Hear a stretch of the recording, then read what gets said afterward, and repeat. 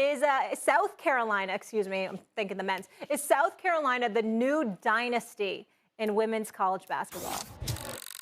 Yes. To give you a one-word answer, yes, South Carolina is. But to elaborate, in my opinion, to have a dynasty, you have to win championships. And I know that you said, Molly, that this is Dawn Staley's second, Yeah. but for me personally, it's her third, in my opinion, because Okay. in 2020, when that tournament got canceled, they were the number one team in the nation, and I think it was their national championship to lose. So it really could have been three That's out of fair. the last 6 years. So championships for one.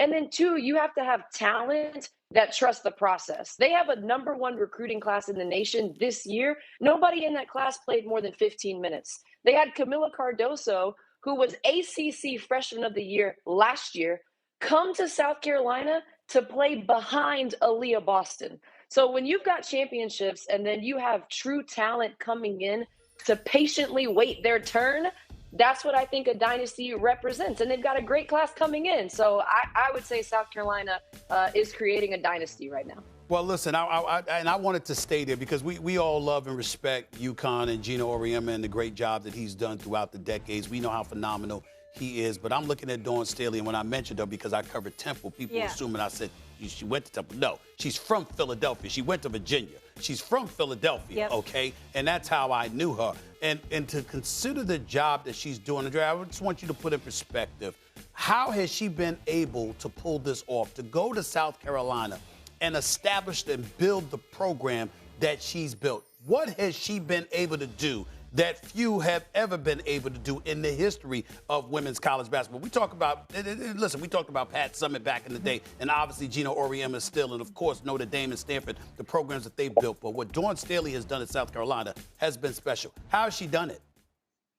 It's been incredible. You know, I remember being at Tennessee when I committed in high school to Tennessee. One of my best friends committed to South Carolina, and Dawn Staley, that's Tiffany Mitchell. She's one of the players that laid the groundworks for what they have here. And I remember being like, "You're going to South Carolina?"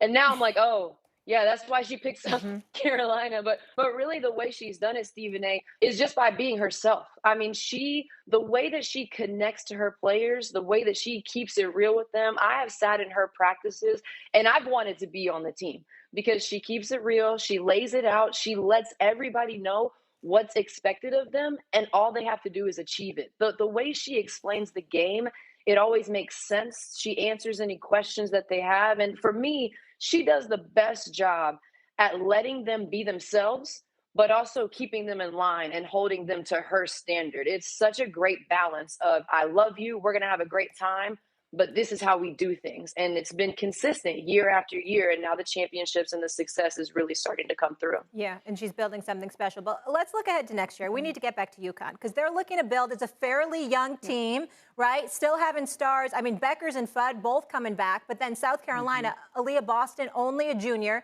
But the game's leading scorer, Destiny Henderson, will graduate along with some key players. I know UConn obviously needs some more bigs, but who do you think is going to have a better returning team? Is it South Carolina or UConn? You know, Molly, I'll give UConn credit because Paige is obviously incredible. I mean, she's making shots in yesterday, one leg turnaround jump shots. UConn's offense at times was when she didn't give the basketball up, when she just kept the basketball in her hands.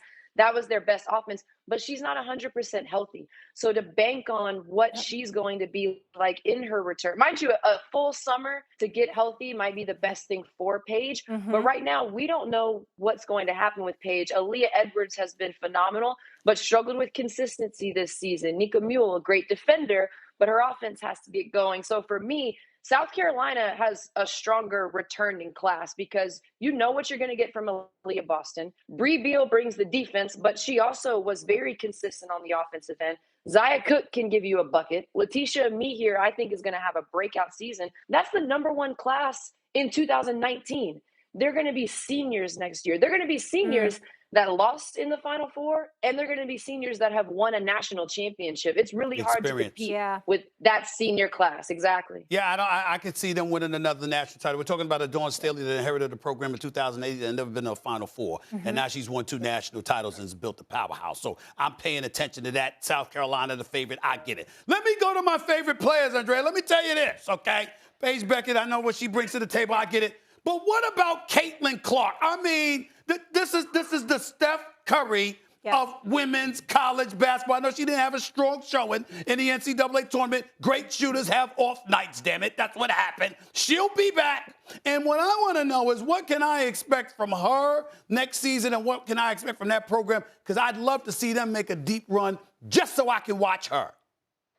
You can expect a whole lot of buckets from Caitlin Clark. You know, if there is one thing that she's going to do, it's get you a bucket. I think her range is going to extend. Her handles are going to get tighter. But my favorite thing about Caitlin Clark, though, Stephen A., is how she finds her teammates. You're talking about triple doubles. I've never gotten a triple double. I've never even dreamed of getting a triple double. It's just that difficult. Triple double machine. She finds her teammates. I think the biggest piece for Iowa is to put a few more scorers around her just to give her a little more space. She has to work so hard to do the things that she does. That's what makes it so impressive. Give her one more scorer. Give her a couple more options. She's got Sedano down low. I love that for her. Give her more options, and she's going to do even more with what she has. She is the first female I've seen pull up from 30 on a regular. Yes. 30. Thanks for watching ESPN on YouTube. For live streaming, sports, and premium content, subscribe to ESPN+.